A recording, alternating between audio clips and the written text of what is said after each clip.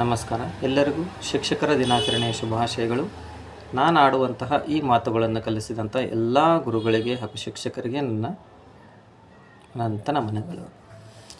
ಶಿಕ್ಷಣ ವಿದ್ಯೆ ಅನ್ನುವುದು ಪ್ರತಿರೂಪಕವಾಗಿ ನಾವು ಸರಸ್ವತಿ ಅಂಥೇಳಿ ಪೂಜೆ ಮಾಡ್ತೀವಿ. ಇನ್ನು ಸರಸ್ವತಿ ಮೂರ್ತಿಯನ್ನು ನೋಡಿದ್ರೆ ಅಥವಾ ಅದರ ಚಿತ್ರವನ್ನು ನೋಡಿದ್ರೆ ನಮಗೊಂದು ಪ್ರಶ್ನೆ ಬರ್ತದೆ.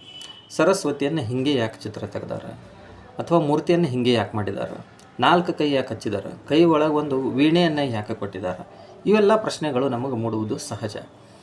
ಅದಕ್ಕಾಗಿ ಇನ್ನು ಮುಂದೆ ಯಾವಾಗಾದರೂ ನೀವು ಚಿತ್ರವನ್ನು ನೋಡಿದಾಗಲಿ ಅಥವಾ ಮೂರ್ತಿಯನ್ನು ನೋಡಿದಾಗಲಿ ನೆನಪು ಮಾಡ್ಕೊರಿ, ಒಂದು ಕೈ ಒಳಗೆ ಸರಸ್ವತಿ ಒಂದು ಕೈದೊಳಗೆ ಪುಸ್ತಕವನ್ನು ಹಿಡಿದಿರ್ತದೆ. ಆ ಪುಸ್ತಕವನ್ನು ಹಿಡಿಯುವ ಉದ್ದೇಶ ಏನಂದ್ರೆ, ನಾನು ಹುಟ್ಟೋಕ್ಕಿಂತ ಮೊದಲು ಇದ್ದಂಥವರು ತಮ್ಮ ಎಲ್ಲ ಜ್ಞಾನವನ್ನು ಪುಸ್ತಕ ರೂಪದೊಳಗೆ ಬರೆದಿಟ್ಟಿದ್ದಾರೆ. ಅಂದ್ರೆ ಆ ಪುಸ್ತಕಗಳ ಅಧ್ಯಯನ ಮಾಡುವುದೇ ಸರಸ್ವತಿ ಪೂಜೆ ಮಾಡುವಂತಹ ಮೊದಲನೇ ವಿಧಾನ ಅಂತ ಹೇಳಿದ್ದಾರೆ. ಇನ್ನು ಎರಡನೇ ಕೈ ಒಳಗೆ ನೋಡ್ರಿ, ಎರಡನೇ ಕೈ ಒಳಗೆ ಒಂದು ಜಪಮಾಲೆ ಇರ್ತದೆ. ಜಪಮಾಲೆಯನ್ನು ಯಾಕೆ ಕೊಟ್ಟಾರ, ಅದ್ರದ್ದು ಏನು ಪ್ರತಿರೂಪವಾಗಿ ಕೊಟ್ಟಾರಂದ್ರೆ, ನಾವು ಕಲಿತಂಥದ್ದು ನಮಗೆ ನೆನಪಿನೊಳಗೆ ಉಳಿಬೇಕಾಗಿತ್ತು ಅಂತಂದ್ರೆ ಅದನ್ನು ನಾವು ಪುನರ್ಮನನ ಮಾಡಬೇಕು. ರಿವಿಷನ್ ಎಷ್ಟು ಸತಿ, 100 ಸತಿ ರಿವಿಷನ್ ಮಾಡಿರಿ ಅಂತ ಹೇಳಿದಾಗ. ಸೊ ಇದು ಎರಡನೇದು. ಇನ್ನು ಉಳಿದ 2 ಕೈಗಳದೊಳಗೆ ಒಂದು ವೀಣೆಯನ್ನು ಕೊಟ್ಟಾರ. ಈ ವೀಣೆ ಎದರದ್ದು ಸಿಂಬಾಲ್ ಆಗಿ ಕೊಟ್ಟಿದ್ದಾರೆ, ಯಾಕೆ ಕೊಟ್ಟಿದ್ದಾರೆ ವೀಣೆಯನ್ನು ಅಂದ್ರೆ, ಈಗ ನಾನು ನನಗಿಂತ ಪೂರ್ವದಲ್ಲಿ ಯಾರ್ಯಾರು ಏನೇನು ಪುಸ್ತಕ ಬರೆದ್ರು ಅಥವಾ ನಮ್ಮ ಶಿಕ್ಷಕರು ಏನು ಕಲಿಸಿದ್ರು ಎಲ್ಲವನ್ನು ನಾನು ಕಲಿತೀನಿ. ಆಮೇಲೆ ಅದನ್ನು ಪುನರ್ಮನನೆ ರಿವಿಷನನ್ನು ಮಾಡೀನಿ. ಆದರೆ ಅದನ್ನು ನನಗೆ ಹೇಳಲಿಕ್ಕೆ ಬರಬೇಕು. ಮುಂದಿನ ಹಂತ ಯಾವುದಪ್ಪ, ಹೇಳಲಿಕ್ಕೆ ಬರಬೇಕು. ಇನ್ನು ಅದನ್ನು ಹೆಂಗೆ ಹೇಳಬೇಕು ಅನ್ನೋ ಪ್ರತಿರೂಪಕವಾಗಿ it is an symbol of art. ಆ ವೀಣಾ ಏನದ, it is a symbol of art. ಅಂದ್ರೆ ಈ ಮಾತಿನ ಮೂಲಕವಾಗಿ ಹೇಳು ಅಥವಾ ಹಾಡಿನ ಮೂಲಕವಾಗಿ ಹೇಳು, ನಟನೆ ಮೂಲಕವಾಗಿ ಹೇಳು, ಯಾವುದೇ ಒಂದು ರೀತಿಯಂತ ನೀ ಕಲ್ತದ್ದನ್ನು ಇನ್ನೊಬ್ಬರಿಗೆ ಹೇಳುವುದು ಹೇಗೆ ಅಂತ ಪ್ರಶ್ನೆಗೆ ಆ ತಂಬೂರಿಯನ್ನು ಕೊಟ್ಟಿದ್ದಾರೆ. ಇನ್ನು ಅವಳಿಗೆ ಒಂದು ವಾಹನ ಕೊಟ್ಟಿದ್ದಾರೆ, ಹಂಸ ಅಂಥೇಳಿ. ಹಂಸವನ್ನೇ ಯಾಕೆ ವಾಹನವನ್ನು ಮಾಡಿದರು, ಹಂಸ ಕ್ಷೀರ ನ್ಯಾಯ ಅಂಥೇಳಿ ನಾವು ಕರಿತೀವಿ. ಏನಪ್ಪ ಅಂದ್ರೆ, ಹಂಸ ಯಾವಾಗಲೂ ಹಾಲು ಮತ್ತು ನೀರು ಇದ್ದಂಥದ್ದನ್ನು ಕೇವಲ ಹಾಲಿನಷ್ಟೇ ಕುಡಿತದ ಅನ್ನೋದೊಂದು ನಂಬಿಕೆ ಅದ ನಮ್ಮಲ್ಲಿ.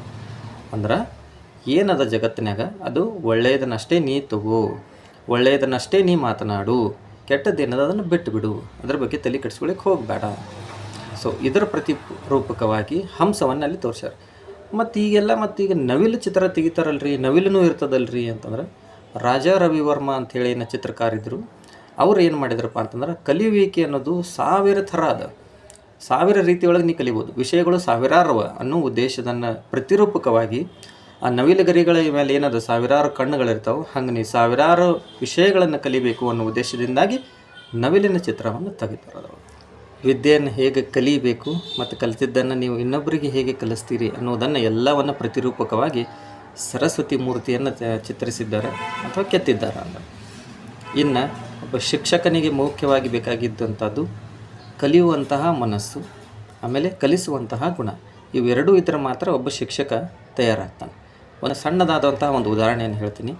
ನಾವು ಎಷ್ಟೇ ಒಬ್ಬ ವಿದ್ಯಾರ್ಥಿಗೆ ಬೈಲಿ ಅಥವಾ ಏನೇ ಪನಿಷ್ಮೆಂಟ್ ಕೊಡಲಿ, ಮರುದಿವಸ ಆ ಮಗು ಮತ್ತೆ ಬರ್ತದೆ ನಮ್ಮ ಕಡೆ, ಅದೇ ಒಂದು ಮುಖದ ಮೇಲೆ ಒಂದು ಉತ್ತಮವಾದಂಥ ಸ್ಮೈಲ್ ತೊಗೊಂಡು ಸರ್ ಗುಡ್ ಮಾರ್ನಿಂಗ್ ಸರ್ ಅಂತ ಹೇಳ್ತಾನೆ.